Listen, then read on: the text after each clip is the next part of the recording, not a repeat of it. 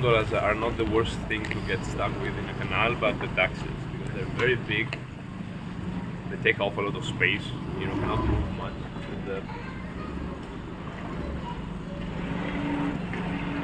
And also they can move better than you because they have lateral they have the good thrusters, like, so they're more precise. They can also stop fast. While most of people just have the engine at the back, they have to push with. Unless you wouldn't be able. and to this is move. used to program